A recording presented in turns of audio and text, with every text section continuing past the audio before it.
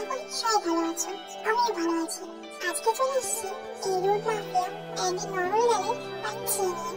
আশা করি গল্পটা তোমাদের ভালো লাগছে। গল্পটা কিন্তু ফেলে ভাবে নেবে না, এটা শুধুমাত্র বিনোদনের জন্য। ভালো লাগলে লাইক কমেন্ট শেয়ার করে দেবে, চ্যানেলটাকে সাবস্ক্রাইব করে দেবে। তো চলো গল্পটা শুরু করা যাক।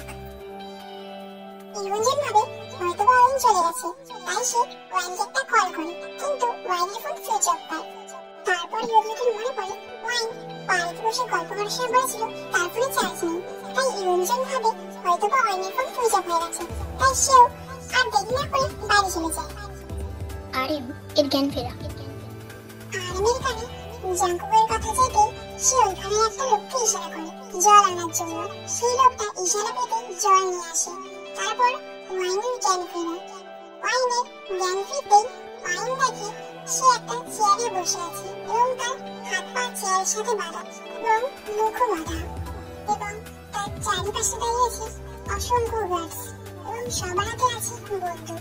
ওয়াইন অনেক ভয় পেয়েছে। তখন ওয়াইন যখন ইঞ্জিনের জন্য রাস্তার এপারে অপেক্ষা করছিল, তখনই তার সামনে এসে দাঁড়ায় একটি ব্ল্যাক কালারের গাড়ি।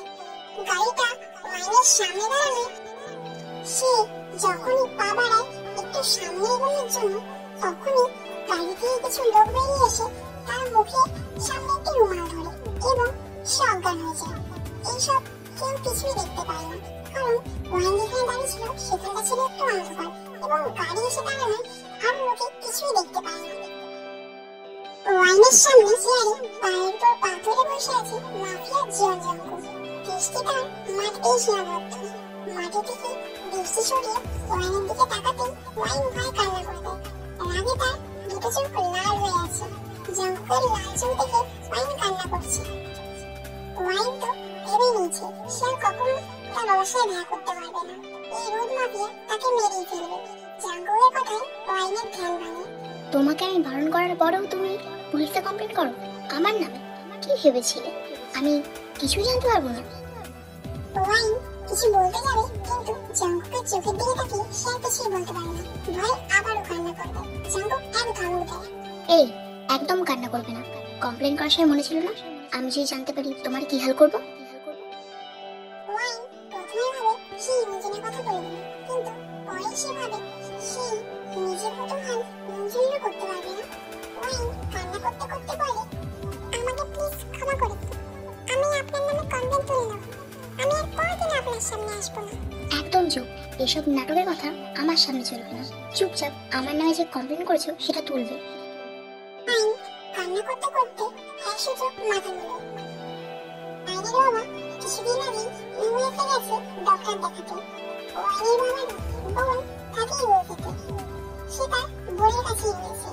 ওয়াইন পড়াশোনার জন্য এবং সে এখন যথেষ্ট বড় হয়েছে একা থাকতে পারবে এইসবের বাহানা দিয়ে সে ইচ্ছে করেই যায়নি। সে তার বাবাকে জোর করে পাঠিয়ে দিয়েছে। ওয়াইন জাঙ্কুকের নামে কমপ্লেন তুলে নেয়, কিন্তু জাঙ্কুক ওয়াইনকে ছাড়ে না। সে তার নিজের বাহানাতে ওয়াইনকে রেখে দেয়, কারণ সে ভাবে ওয়াইনকে ছেড়ে দিলে ওয়াইন হয়তো জাঙ্কুকের ব্যাপারে সবাইকে সব বলে দেবে। পরদিন ইয়ঞ্জন ওয়াইনকে কল দেয়, কিন্তু সে ওয়াইনকে পায় না। ওয়াইন ইউনিভার্সিটিতেও আসেনি। ইয়ঞ্জন চিন্তায় পড়ে যায়। তারপর ইয়ঞ্জন ন্যান্সির কাছে ওয়াইনের ব্যাপারে জানতে চায়, কিন্তু ন্যান্সিও কিছুই জানে না। ইয়ঞ্জন চিন্তায় পড়ে যায়। সে ওয়াইনের বাড়িতে যায়। সে ওয়াইনের বাড়িতে গিয়ে দেখে ওয়াইনের বাড়িতে তালা ঝুলছে। সে ভাবে ওয়াইন হয়তো তার কোনো আত্মীয় বাড়িতে গেছে। এইভাবে আমাকে ন্যান্সি কিছু না জানিয়ে কোথায় চলে গেল? সে মনমরা হয়ে বাড়িতে চলে আসে। এদিকে আইন খোঁজ নিয়ে জানতে পারে ওয়াইন জাঙ্কুকের নামে কমপ্লেন করতে চায়নি।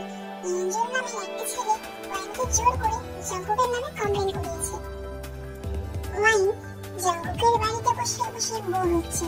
তার কিছুই ভালো লাগছে না। তার ফোনটাও জাঙ্কুক নিয়ে নিয়েছে। সে তার বাবার সাথে কথা বলতে পারছে না। সে কি করবে কিছুই বলতে পারে না। অনেকক্ষণ ধরে কান্না করেছে। তারপর সে ভাবে জাঙ্কুকের বাংলোটা সে ঘুরে ঘুরে দেখবে। তাই সে পিছন থেকে নেমে জাঙ্কুকের বাড়িটা ঘুরে ঘুরে দেখতে থাকে। চারিদিকে গাছ দিয়ে ভরা, সবার হাতে বন্দুক। ওয়াইন বাড়িটা ঘুরে ঘুরে দেখতে থাকে, আর ওইদিকে অফিসে বসে সিসিটিভির সাহায্যে ওয়াইনকে একমনে দেখতে থাকে জাঙ্কুক। হঠাৎই আরমের ডাকে জঙ্কুকের ধ্যান ভাঙে। জাঙ্কুক, ওয়াইন তোর নামে কমপ্লেন করতে চায়নি। একটা ছেলে গিয়েছিল ওয়াইনের সাথে, নাম হচ্ছে ইয়ঞ্জুন। ওই ইয়ঞ্জুন নামে ছেলেটাই জোর করে তোর নামে কমপ্লেন করিয়েছে। তো আর কি, ইয়জুন নামে ছেলেটাকে তুলে নিয়ে ও তো নিজের বিপদ নিজেই ডেকে আছে।